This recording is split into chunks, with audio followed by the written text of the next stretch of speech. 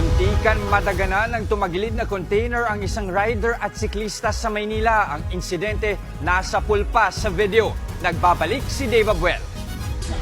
Pa-U-turn na sana ang trailer truck na ito nang masapul sa CCTV sa port area sa Maynila nitong Miyerkules ng hapon. Sa gilid ng truck, makikita ang isang siklista at motorcycle rider. Pagkabig ng truck,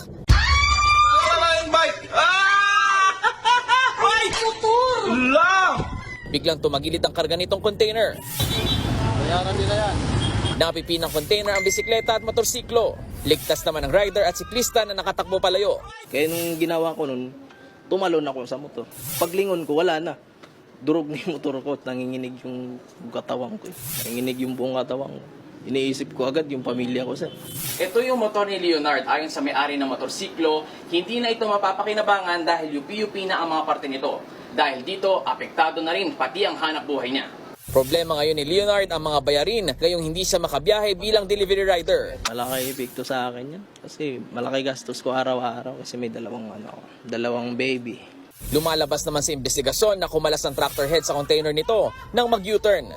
Nakalimutan daw yung parang lock doon sa may trailer, sir. Parang pinagkakapitan ng container doon sa trailer. So hindi na ilock, sir.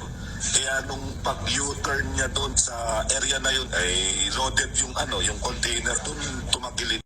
Sinigundahan naman ito ng driver ng trailer truck. Kwento niya, inilipat lang ang container sa minamaneho niyang tractor head.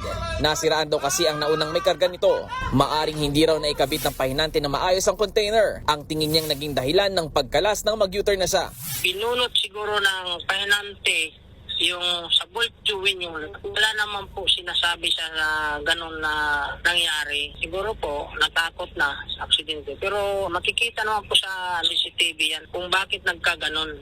Nakipag-areglo na ang may-ari ng trailer truck na babayaran ang mga nadaganan ng container. Pero ayon kay Leonard ay hindi pa nila ito nakakaharap. 4 to 5 daw po yun. Nagpunta kami dun alas 5. Wala, hindi sumipot, sir. Hindi nagre-reply sa text. Sa tawag, hindi na matawagan. Nagbabalita mula sa frontline, Dave Abuel, News 5.